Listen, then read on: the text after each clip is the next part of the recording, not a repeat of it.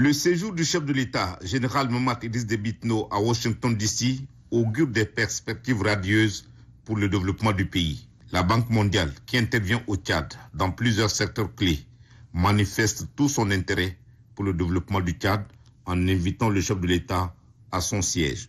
Le président du groupe de la Banque mondiale, David Malpass, et son staff ont échangé à bâton rompu avec le chef de l'État, général Mahamat Idriss Déby Itno, entouré pour sa part des ministres et des hauts fonctionnaires du partenariat agissant Tchad-Banque mondiale. Les engagements contenus dans les résolutions et recommandations du dialogue national inclusif et souverain, le processus de retour à la paix avec le volet désarmement, démobilisation et réinsertion des combattants issus des rangs des mouvements armés, l'organisation des élections générales, les infrastructures socio-éducatives. Bref, le cahier des charges du gouvernement de transition est bien chargé et nécessite des appuis financiers importants. La volonté affichée du peuple tchadien sous la houlette du général Mahamat Idriss Déby Itno à tourner la page sombre de son histoire est bien réelle et perceptible. Ce qui encourage le groupe de la Banque mondiale dont le portefeuille pour le Tchad a déjà triplé en 2022. Du côté tchadien, comme du groupe de la Banque mondiale, c'est la symphonie au regard de leur volonté commune à donner un coup d'accélérateur à leur partenariat.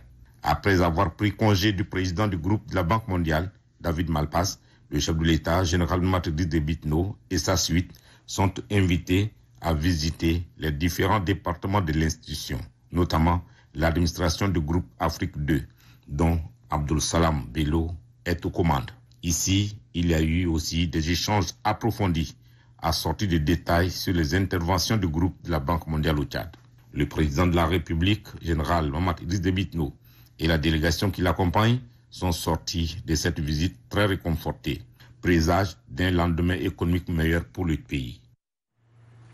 Et de l'appui de la Banque mondiale actuellement. En 2022, le portefeuille de la Banque mondiale au Tchad a triplé. Nous sommes passés de plus de 400 millions de dollars à 1,5 milliard.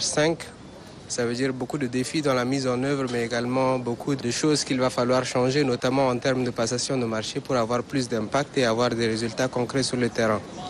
Le chef de l'État a également rassuré le président de la Banque mondiale sur la volonté du gouvernement à faire les réformes nécessaires, mais également lui a rappelé, n'est-ce pas, que les défis restent encore importants, notamment dans le domaine de l'énergie, des infrastructures, de l'appui en termes de capital humain. Et c'était nécessaire effectivement d'engager ces discussions avec le président de la Banque mondiale pour les rassurer d'une part, mais également pour leur dire qu'il y a également beaucoup de choses à faire. La priorité du gouvernement de transition actuellement, c'est d'aller rapidement vers le processus électoral.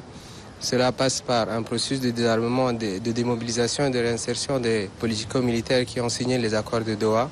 Et c'était nécessaire également pour le chef de l'État de demander, n'est-ce pas, l'appui de la Banque mondiale dans ce sens.